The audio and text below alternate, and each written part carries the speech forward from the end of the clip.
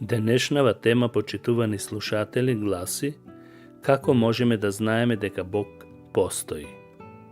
Може ли тоа всушност да биде идеја за Бог која е измислена од човекот, од човештвото?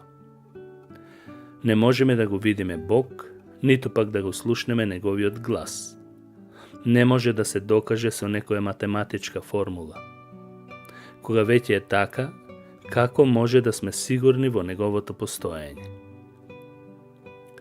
Бог има отпечатоци од неговите прсти насекаде.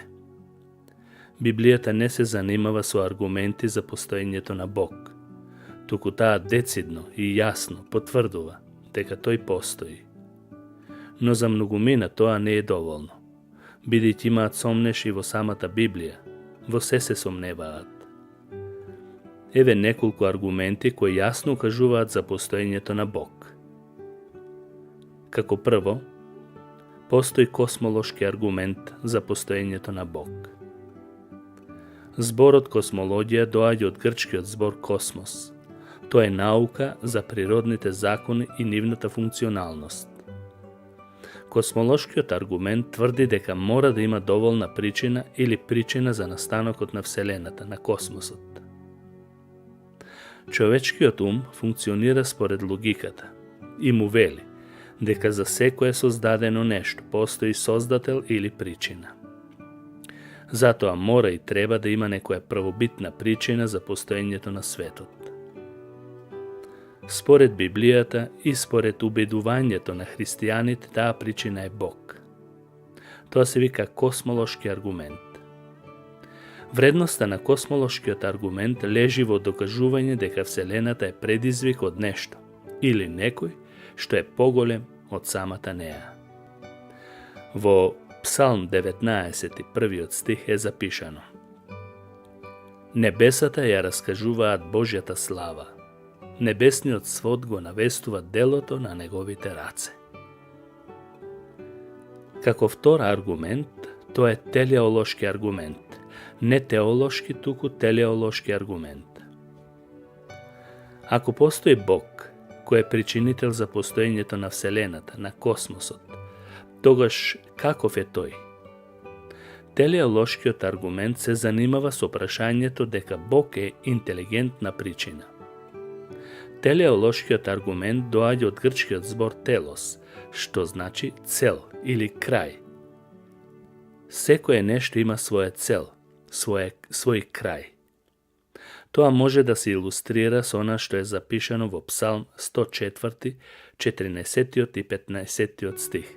Таму се вели: Ти правиш да никне трева за добитокот и зеленчук за потребите на човекот, за да вади леп од земјата, и вино што го развеселува човечкото срце, да го освежи лицето со масло и лебот да го зајакне човековото срце. Се си има своја цел. Сите создадени нешта имаат крајна цел и ништо не е без цел. Ако ја погледнеме безкрајноста на Вселената и незиниот ред и хармонија, тогаш не можеме да бидеме рамнодушни и да се убедуваме дека сето тоа е случајност. Не може да постои поезија без поет. Не може да има музика без музичар.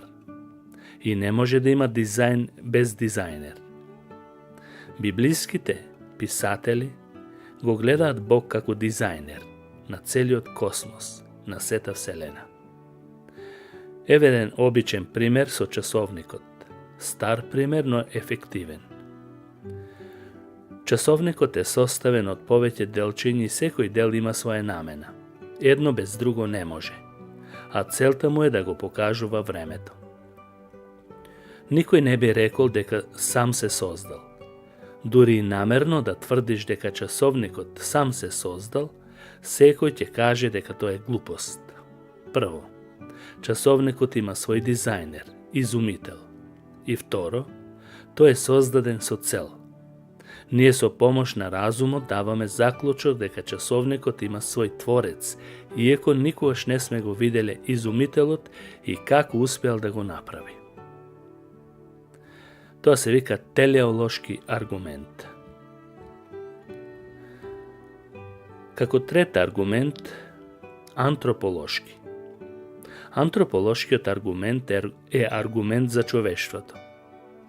Можеме да научиме нешто за Бог и неговото постоење од начинот на кој ние сме создадени. Човечките битија се рационални, интелигентни и логични, што е одраз на некој создател, што е со исти карактеристики. Секој човек чувствува потреба да се поклони на нешто што е поголемо од самиот него. Викот на псалмистот е вик на целото човештво.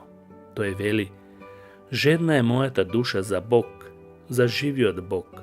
О, кога ќе дојдам и кога ќе го гледам Божјото лице. Псалм 42, вториот стих. Човештвото има потреба од среќа, да ја угаси својата жед кога е несреќен. Вредноста на овој аргумент е во тоа што човекот има потреба од љубов и сака да ја сподели со некого. Тој има потреба да се поклонува и да обожува. Бог го создал човекот токму за него лично. Четврти аргумент – морален аргумент. Моралниот аргумент не наведува да мислиме дека мора да постои Бог и да дадеме отчет или одговорност за правилното и погрешното. Секој човек без разлика во која култура живее има некои морални стандарди. Човечките животи се уредуваат со концепции на правилно и погрешно. Човештвото има морални стандарди затоа што Создателот ги всадил во нас. Ова нешто точно укажува на постоењето на Бог. Библијата вели: зашто кога народите, кои немаат закон, го исполнуваат по природа она што законот го бара. Тогаш тие, немајќи закон, сами за себе се закон. Тие покажуваат дека делото на законот е напишано во нивните срца, зашто сведочат нивната совест и нивните мисли, што меѓусебно се обвинуваат или се бранат. Тоа го пишува апостол Павле во Римјаните 2 глава 14 и 15 стих. Совеста на секој човек му кажува што е правилно, а што е погрешно.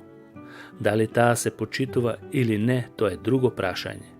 Совеста сведочи дека има правилно и неправилно. Законодавецот Бог ги вметнал овие закони во нас и по тоа сме уверени дека тој постои. Вредноста на тој аргумент лежи во тоа што знаеме дека постои совршен стандард по кој се мериме и обстојуваме. Петти аргумент. Постои општо универзално верување за постоење на семоќност. Верувањето на постоење на некоја семоќност е широко распространето низ целиот свет.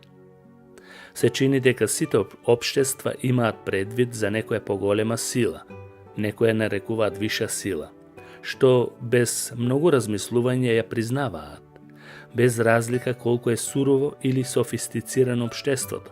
Човештвото има потреба да верува во некоја поголема сила од него. Дури, ако се најде некое општество без религиозно убедување што такво нема, тоа нема да го намали неговото уверување дека изнад него, изнад човекот, има некоја сила. Универзалното сведоштво е дека човечките битија се религиозни и веруваат во сила изнад нив. Од каде доаѓа ваквата потреба? Бог преку своите созданија живо му сведочи на секој човек дека постои огромна сила. Иако човештвото е грешно, тоа може да ги уочи Божите прсти или раце и да каже дека постои разумна сила, согласно запишаното од перото на апостол Павле, велејќи: па и неговите невидливи својства, неговата вечна сила и божество, може да се согледаат од создавањето на светот, наблюдувани преку творбите, преку созданијата. Па така, тие немаат изговор. Вредноста на овој аргумент лежи во универзалната прифатеност дека човештвото има потреба од идеја за Бог. Постои биолошки аргумент. Биолошкиот аргумент е аргумент од природата на самиот живот. Општата вистина ја тврди и самата наука дека само од живот доаѓа живот. Ништо не произлегува од тоа што не е живо. Животот произлегува од извор на живот, а тоа е Бог. Тука не треба многу и да се аргументира, бидејќи факт е дека животот е од живот. И седми аргумент, онтолошки аргумент. Што е тоа? Овој аргумент се смета важен во докажување дека Бог постои. Тој се заснова на идејата за совршено битие. Бог е поголем од тоа што човекот може да го замисли и се поаѓа од тоа дека тој е изнад нашата реалност. Всушност, тој аргумент се заснова ни на ништо. Тоест, заснова на априори на размислувањето дека Бог постои. Анселмо во 11 век овој концепт за постоењето на Бог го објаснил со овие зборови. Ништо што е поголемо не може да се замисли. Тоа што не може да се замисли е Бог. Ако човекот размислува за совршено битие, тогаш зошто не би постоело во реалноста? Зашто ако тоа не би постоело, тој не би можел ни да го замисли. Самата замисла за такво битие дава на знаење дека тој постои. Постојат и такви верници, и тоа вистински, кои не се ни обидуваат да им ги докажуваат овие аргументи, сметајќи дека ако не веруваат во Божјата објава, во она што е запишено во Библијата, тие не би се убедиле ниту со било какви други аргументи. Сметаат дека гревот го има помрачено човечкиот ум или разум и тој нема капацитет да го разбере тоа. Меѓутоа, мнозина дошле до верата и преку аргументи. И на самиот крај, библиолошки аргумент. Што зборува Библијата за тоа? Библијата го открива Божјото постоење. Од првите страници во Библијата или на Библијата до последните постојано се провлекуваат зборовите. Така зборува Господ. Во неа се опишани Божјите откровенија на луѓето кои ги примале откровенијата и ги запишувале. На самиот почеток вели: во почетокот Бог ги создаде небото и земјата. Или е вистина, или е лага, но според библиското откровение, тоа е вистина. На самиот крај од Библијата пишува: Амин. Да, така е. Постоењето на Бог не е ирационално прифаќање.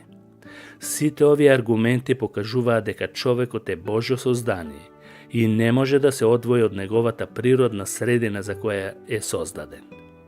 Бог сепак на крајот одлучи да ни се објави лично преку неговиот син Исус Христос, кој дојде во човечко тело.